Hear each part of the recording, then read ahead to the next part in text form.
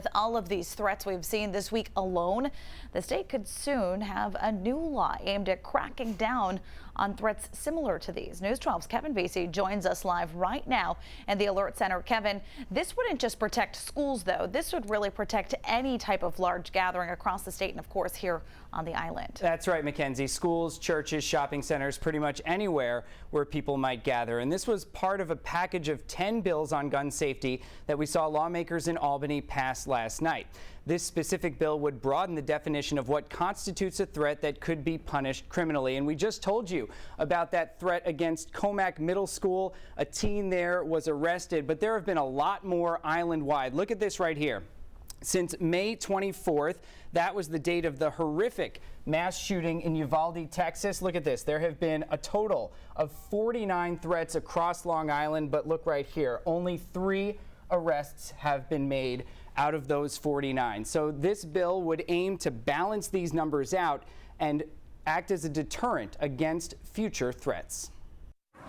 It's very alarming. Allison Ellers has 2 children at Commack Middle School, where police say a teenager from another district threatened to carry out a shooting earlier this week. You always think it can never happen in your own backyard, but obviously it can. The student was arrested, but many others weren't. Since the Texas school shooting, there have been 16 school threats in Suffolk, with 2 arrests.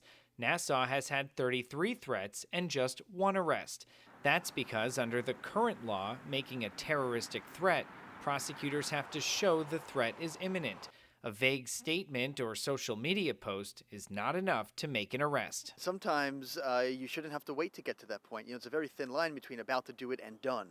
State Senator Todd Kaminsky proposed a new law. It's called Making a Threat of Mass Harm and would allow police to arrest people for less specific threats. We want to take the threat, act on it, neutralize that person, make sure that they're not in a position to carry out that threat, and know that the conviction will carry consequences. Making it a serious crime, I think, helps us. Jericho School Superintendent Hank Grishman says the bill should act as a deterrent against future threats and make schools safer. The kinds of threats we have received over the years, very often those threats are from middle school kids, high school kids who are in their minds horsing around without understanding the seriousness of those threats.